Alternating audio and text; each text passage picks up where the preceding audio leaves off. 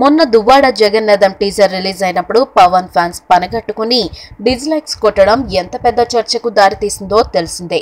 అసలు ఇండియాలోనే ఏ టీజర్ కు లేని స్థాయిలో దీనికి డిస్లైక్స్ వచ్చాయి.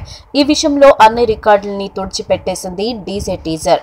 మామూలుగా జనాలు ట్రైలర్ చూశాక లైక్స్ డిస్లైక్స్ గురించి పెద్దగా పట్టించుకోరు.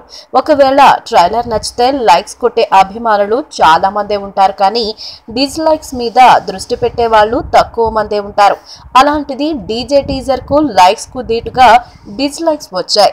అక్కడ సీన్ కట్ చేస్తే ఇప్పుడు కాటమరాయుడు ట్రైలర్ కు కూడా డిస్లైక్స్ కొంచెం పెద్ద ఎత్తునే కనిపిస్తుండటం చర్చనీయాంశమవుతుంది. కాటమరాయుడు ట్రైలర్ కు డిస్లైక్స్ కొట్టడానికి యాంటీ ఫ్యాన్స్ బాగానే ప్రయత్నం చేస్తున్నారు.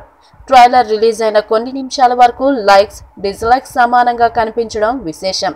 ఆ తర్వాత లైక్స్ పెరిగాయి. ప్రస్తుతం లైక్స్ 1.57 లక్షల మార్కు చేరువవుతుంటే డిస్లైక్స్ 45,000 దాకా ఉండడం విశేషం. లైక్స్ తో పోలిస్తే డిస్లైక్స్ తక్కువే, కానీ ఈ నెంబర్ చిన్నదేమీ కాదు. పవన్ ట్రైలర్ కు 45,000 డిస్లైక్స్ రావడం అంటే ఇది బన్నీ అభిమానుల పనే అని అంటున్నారట.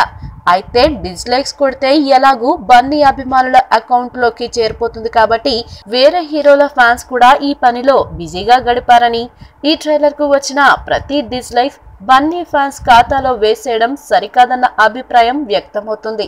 ఈ వీడియో మీకు నచ్చినట్లయితే సబ్స్క్రైబ్ చేయండి. ఫిలిమి స్టార్స్ బోల్డెంత న్యూస్ బోల్డ్ గా.